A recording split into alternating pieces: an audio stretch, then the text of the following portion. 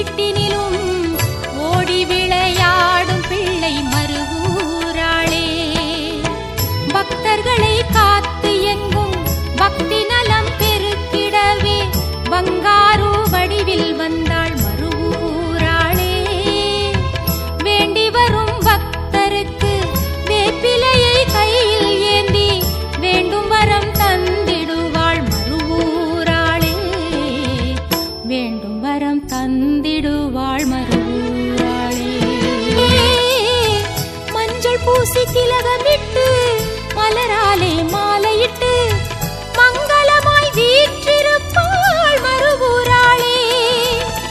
கெஞ்சி வரம் கேட்டு விட்டால் கொஞ்சம் கூட தயங்கிடாமல் நெஞ்சம் குளிர தந்திடுவாள் மருவூராளே.